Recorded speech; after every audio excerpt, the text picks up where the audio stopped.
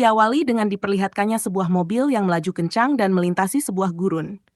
Lalu, mobil itu memasuki perbatasan Meksiko dan berhenti mendadak tepat di perbatasan karena mengalami pecah ban. Kemudian, terlihat seorang pria turun dari mobil tersebut dan mengeluarkan sebuah tas hitam. Pria itu bernama Pero. Setelah itu, Pero membuka bagasi mobilnya, yang ternyata di dalamnya terdapat seorang pria bertubuh besar yang terluka, bernama Tortuga. Kemudian, Pero bertanya kepada Tortuga berapa lama waktu yang dibutuhkan jika berjalan kaki agar bisa sampai ke Meksiko, tepatnya di wilayah El Fronteras. Tortuga menjawab bahwa waktu yang ditempuh untuk sampai di wilayah tersebut sekitar 15 menit. Setelah perbincangan mereka selesai, Pero segera bergegas pergi, meninggalkan Tortuga di dalam bagasi mobil yang telah ia pasangi kain pada tangki bahan bakarnya. Dan lalu, ia membakarnya hingga meledak. Carries the blood of many men. Adiós, perro. Adiós.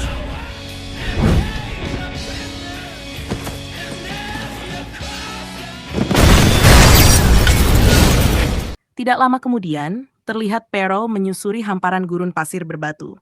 Dari kejauhan, Pero melihat 3 orang pria yang diduga sebagai penjaga perbatasan. Di situ, terlihat 2 orang pria sedang menikmati air putih, sementara 1 orang lainnya tampak sibuk bermain dengan seekor anjing yang sedang dirantai.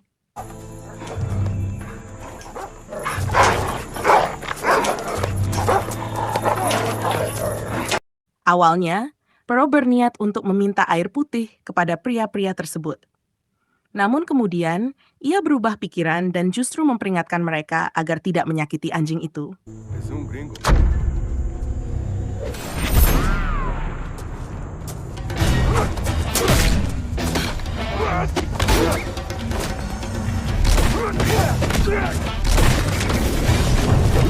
Merasa telah dibantu oleh Pero, anjing yang dilepaskan oleh Pero justru terus mengikutinya kemanapun ia pergi. Sesampainya di wilayah El Fronteras, saat sedang mencari air untuk minum, Pero dibuat kaget oleh seorang wanita bernama Flaca yang justru mengancamnya. The bag.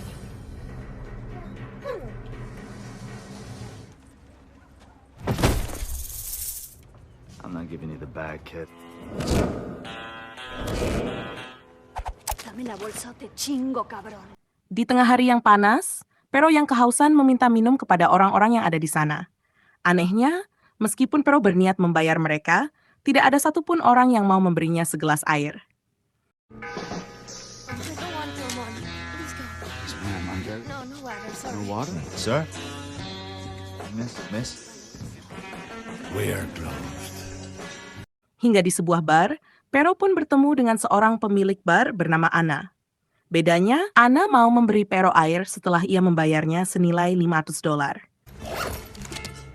$500 for a glass.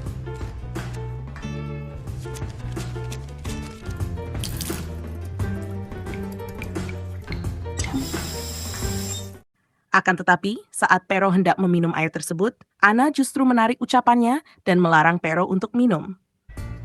You can't drink that. You're a gringo. Sementara itu, di tempat lain, Flaca yang sedang mengalami kesialan pergi menemui ketua geng di wilayah tersebut yang bernama Culebra, atau yang biasa dipanggil Adit. Terlihat Adit dan anak buahnya sedang memukuli seseorang. Ternyata, Adit sedang menjalani serangkaian tes dalam rangka perekrutan anggota baru. You just killed your first man. Ahora eres nuestro carnal. Tidak lama kemudian, datanglah Flaca. Ia pun menceritakan kesialan yang baru saja ia alami, bahwa ia gagal merampok seorang asing yang justru berhasil merampas pisau dan bajunya. Di hadapan Flaca, Adit mengatakan bahwa selama ini Flaca bekerja sendirian, dan ia mengajaknya untuk bergabung dengan kelompoknya. Belum juga Flaca menjawab pertanyaan Adit, tiba-tiba muncul atasan Adit, yang merupakan kepala sheriff di sana, bernama Espinosa, atau yang biasa dipanggil Bambang, dan menyuruh kelompoknya untuk segera pergi dari tempat itu. You better read El Fronteras with this. They're the scourge of this town, and you pendejos are no better! Kembali ke Pero yang telah mendatangi sebuah loket penjualan tiket bus. Dari percakapan Pero dengan seorang wanita penjaga tiket, diketahui bahwa Pero berniat pergi ke wilayah Acapulco, mengetahui bahwa bus menuju wilayah tersebut baru akan ada besok pukul 2 siang. Mau tidak mau, Pero harus mencari tempat untuk beristirahat. I should take the next bus to Acapulco. Why you want to go there? A spring break? No. Why not? Can I just get a ticket for the next bus, please? Karena merasa tempat Ana adalah satu-satunya yang mau menerima uang darinya, Pero pun kembali menghampiri Ana dan memintanya untuk menyewakan sebuah kamar untuk menginap. Di situ, Pero menceritakan bahwa ia baru saja mendatangi loket tiket bus antar kota. Namun sialnya, tiket sudah habis dan ia harus menunggu hingga esok hari untuk bisa membeli tiket tersebut. Mendengar hal itu, Ana tersenyum sambil mengatakan bahwa Pero adalah salah satu orang asing yang sudah masuk ke dalam perangkap warga kota. Ana menjelaskan bahwa Pero telah dibohongi untuk dimanfaatkan, salah satunya oleh wanita penjaga loket yang mengatakan bahwa tiket hari ini sudah habis. Padahal, bus selalu ada dan tidak pernah kehabisan tiket. Tujuan mereka adalah agar Pero tetap tinggal di kota lebih lama, sehingga perlahan-lahan uangnya akan habis. Ana yang merasa kasihan terhadap Pero, akhirnya bersedia menyewakan sebuah kamar, dengan syarat bahwa Pero harus segera pergi keesokan harinya sebelum bus tiba di wilayah itu.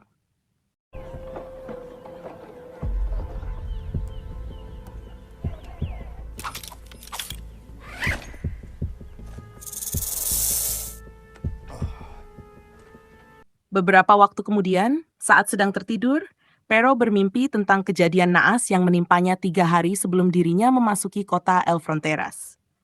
Saat itu, Pero bersama 3 rekannya yang bernama Dennis, Paijo, dan Bill ditugaskan oleh atasan mereka yang bernama Letnan West untuk menangkap 2 kelompok kartel narkoboy yang akan melakukan transaksi jual-beli di wilayah perbatasan Meksiko.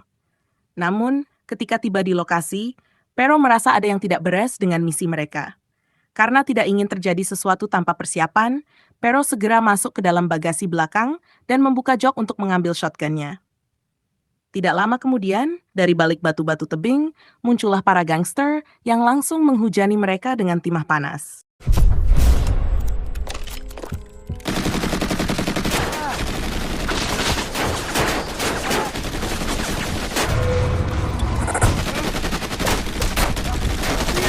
Ternyata, misi tersebut adalah sebuah jebakan yang sengaja direncanakan oleh Letnan West.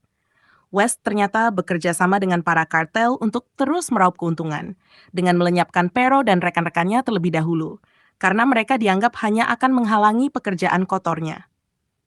Pero yang saat itu berada di dalam bagasi mobil pun menyadari bahwa ketiga rekannya telah tewas dihabisi oleh kelompok gangster tersebut tanpa sempat melawan.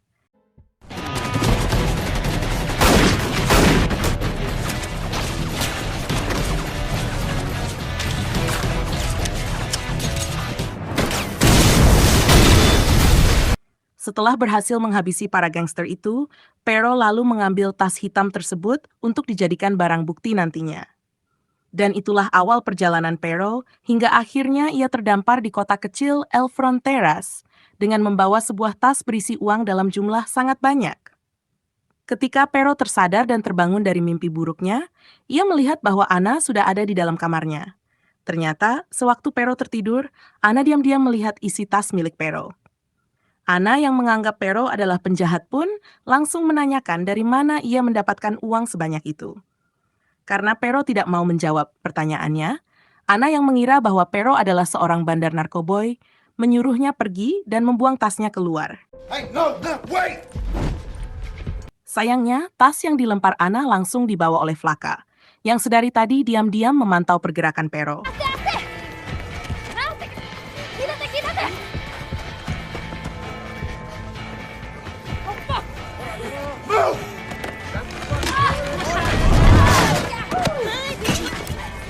Tidak tinggal diam, Pero pun mengejar Flaka, hingga Flaka yang kewalahan menabrak seorang pria dan terjatuh. Namun, ketika Pero hendak mengambil tasnya, tas tersebut justru diambil oleh beberapa anak buah Adit.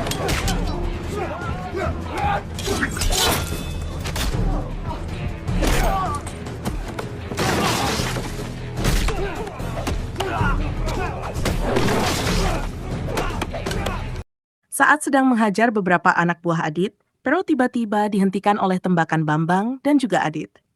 Pada kesempatan itu, Adit dan Bambang menanyakan maksud kedatangan Pero ke wilayah mereka. Mengetahui bahwa Pero hanya singgah sebentar karena akan pergi ke Acapulco, Adit dan Bambang yang belum mengetahui bahwa tas yang dibawa Pero berisi uang dalam jumlah besar, seketika membebaskannya begitu saja. Make sure you're on it. Sementara itu, di sisi lain, terlihat Letnan West baru tiba di lokasi pembantaian para gangster kemarin. Ia datang bersama tim investigasi yang akan mengolah TKP. Di situ, West mulai merasa terancam setelah menyadari bahwa salah satu agen yang ingin ia jebak ternyata berhasil meloloskan diri dengan membawa tas berisi uang yang seharusnya menjadi miliknya. Saat sedang menyelidiki TKP, West mendapat informasi tambahan bahwa sebuah mobil ditemukan di wilayah perbatasan dekat dengan El Fronteras dalam keadaan terbakar.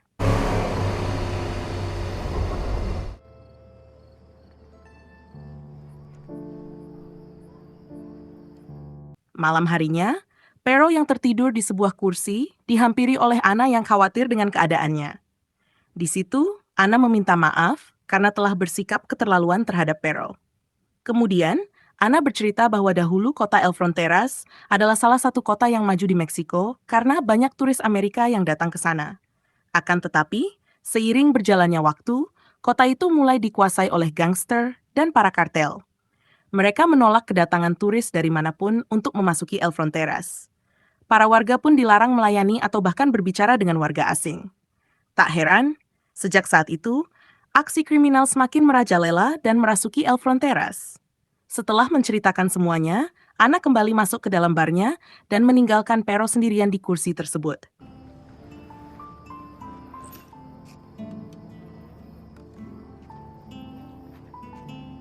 Tidak terasa, pagi pun tiba. Pero yang baru terbangun dari tidurnya melihat bahwa Flaka lagi dan lagi mencoba mencuri tas yang ia bawa. Sayangnya, ketika hendak mengejar Flaka, Pero tiba-tiba terjatuh dan terbanting karena kakinya ternyata sudah diikat oleh Flaka.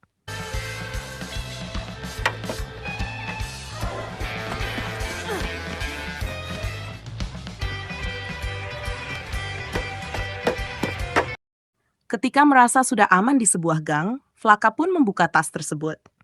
Dan betapa kaget sekaligus bahagianya Flaka saat melihat isi tas itu ternyata adalah uang. Namun tiba-tiba, Pero mendobrak keluar dari balik pintu di belakang Flaka, hingga akhirnya berhasil merebut kembali tasnya. Meskipun para warga kini menjadi tahu bahwa Pero membawa tas penuh uang. Thanks a lot, kid.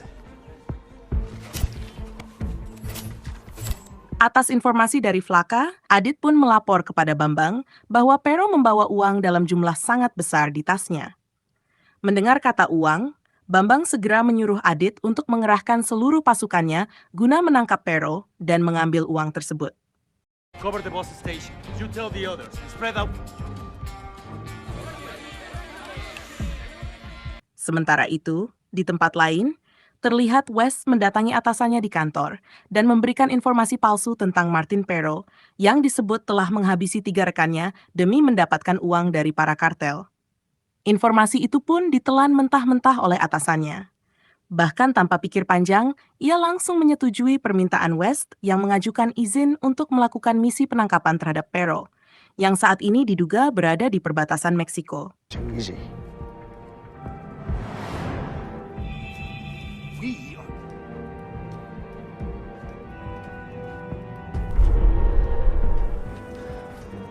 Saat siang hari, terlihat Pero sedang menunggu bus pemberangkatan ke wilayah Acapulco yang akan berangkat tepat pukul 2 siang. Karena waktu saat ini masih tersisa beberapa menit, ia pun menyempatkan diri untuk membeli minuman. Ketika sedang menikmati minumannya, tiba-tiba anak buah Adit datang menghampiri Pero sambil menodongkan senjata dan memaksanya untuk menyerahkan tas yang ia bawa. Give me the bag. What's your name, kid? Nako. Walk away quietly. Pretend like none of this ever happened. Saat itu juga, Pero sadar bahwa sebentar lagi akan ada yang datang. Ia pun berusaha keras dengan segala cara agar bisa segera pergi dari tempat tersebut.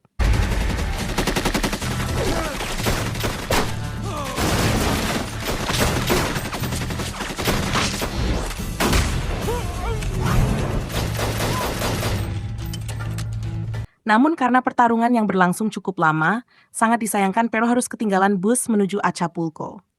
Tampaknya, Bambang dan Adit tidak menyerah dan terus-menerus mengerahkan pasukan mereka untuk menangkap Pero. Saat Pero hendak pergi, ia kembali harus berhadapan dengan anak buah Adit yang akhirnya membuatnya kehilangan tas karena berhasil dibawa oleh Flaka. Ketika Flaka terjebak di jalan buntu, Pero mencoba memperingatkannya bahwa Adit pasti akan menghabisinya jika ia masih membawa tas tersebut. Just give me the bag. Hey, wait! Better they find it with me than with you, right? Namun, Flaka tetap keras kepala. Hingga pada waktu yang bersamaan, Adit tiba-tiba muncul dan meminta Flaka untuk menyerahkan tas itu sambil menodongkan senjata ke arahnya.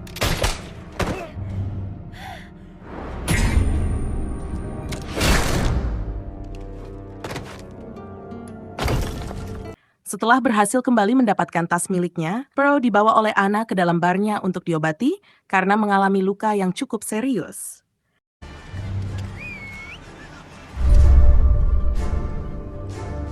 Sementara itu, di sisi lain, West sedang melakukan perjalanan menuju El Fronteras untuk mencari Pero, hingga akhirnya ia sampai di perbatasan. Kemudian, seorang pria penjaga di sana menghampirinya dan mengatakan bahwa West tidak diizinkan melewati pintu gerbang tersebut. Tidak terima diperlakukan seperti itu, West pun mengancam penjaga tersebut dengan mengatakan bahwa ia akan melaporkannya kepada pihak DEA dan keamanan Meksiko.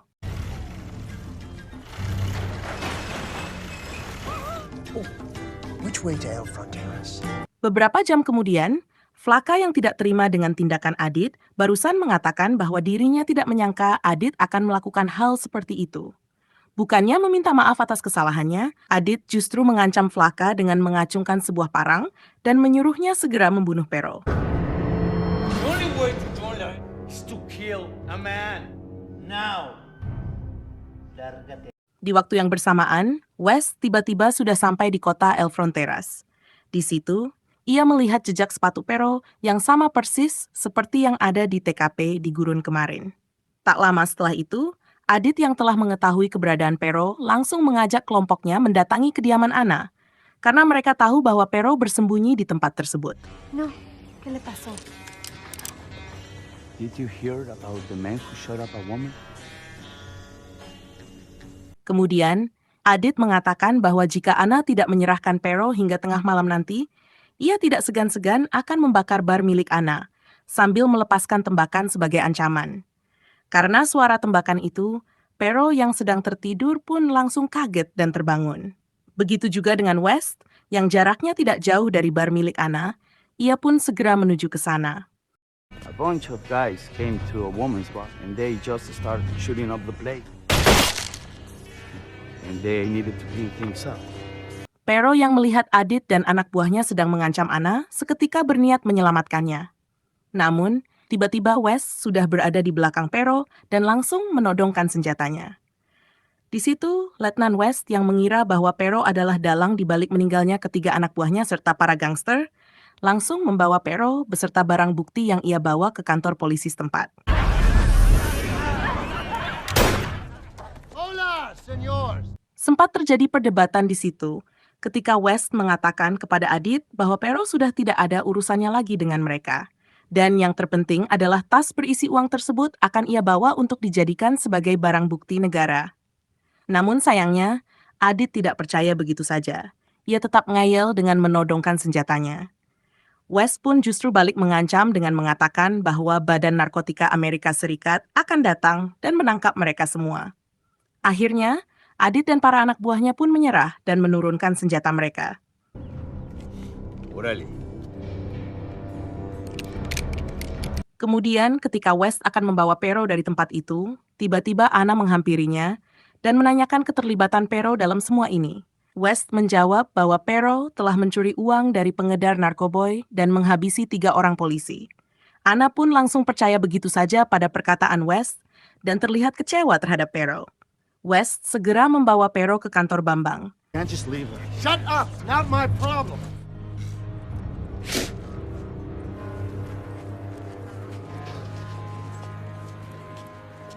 Setibanya di kantor sheriff wilayah El Fronteras, Pero dibuat kaget ketika Letnan West justru menyerahkan semua barang bukti kepada Bambang. Kemudian, Pero disiksa oleh Adit dan para anak buahnya. Tak lama setelah itu, West menyerahkan tasnya kepada Bambang.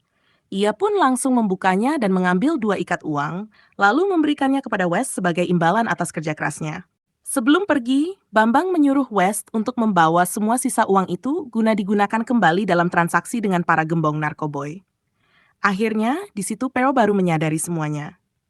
Dari percakapan mereka, Pero mengetahui bahwa penugasan yang diberikan West kepadanya dan ketiga rekannya saat misi di gurun ternyata hanyalah jebakan untuk melenyapkan mereka. Good at your job!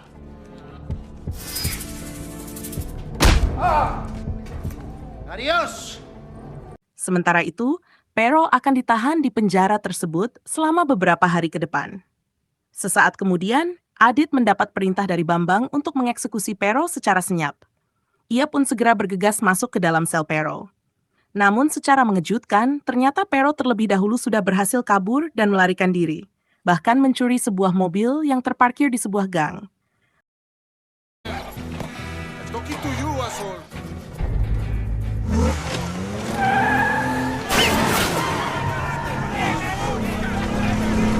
Dengan mobil curian tersebut, Pero akhirnya berhasil membuntuti West yang sedang dalam perjalanan kembali ke kantor. Saat West hendak memasuki pintu gerbang perbatasan, Pero yang dipenuhi emosi seketika menabrakkan mobilnya dengan kencang.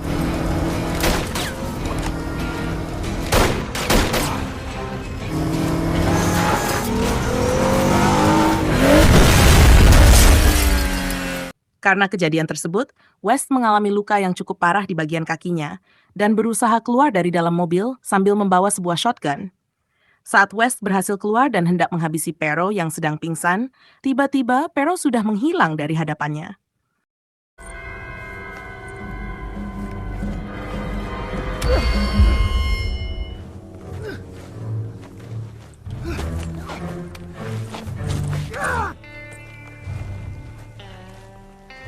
Pero pun mengungkapkan rasa kecewanya pada West karena telah menyebabkan beberapa anak buahnya sendiri meninggal.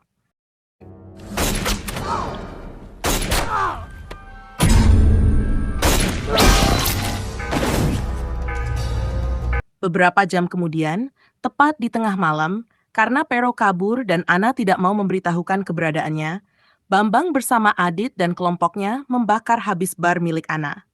Saat Ana akan dieksekusi, secara mengejutkan mereka semua dibuat kaget oleh kedatangan Pero yang sedang membagi-bagikan uang kepada para warga.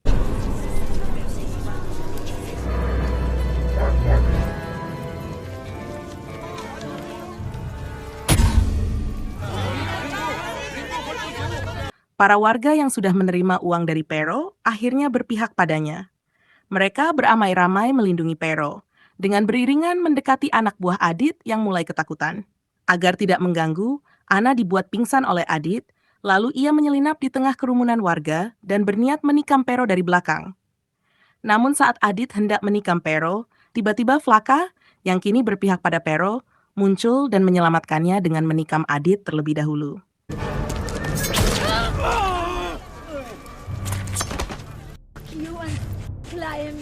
Saat Pero hendak menghampiri Ana, secara tak disangka, Bambang berhasil mendorong Pero dari belakang hingga ia tersungkur jatuh. Tak lama kemudian, Ana pun tersadar dari pingsannya dan berhasil mengeksekusi Bambang dengan sebuah pisau yang dilemparkannya hingga tertancap tepat di jantungnya.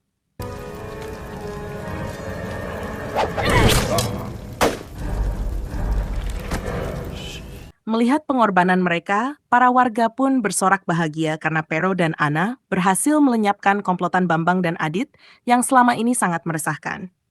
Sebagai bentuk ucapan terima kasih, Pero pun berniat untuk tinggal bersama Ana di wilayah itu dan membagi-bagikan seluruh uang yang ada di dalam tas yang ia bawa.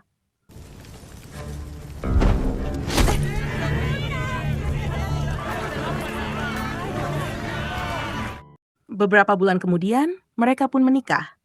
Kini, mereka berdua membuka usaha bar kembali dan terlihat mulai banyak orang asing yang berdatangan ke kota El Fronteras.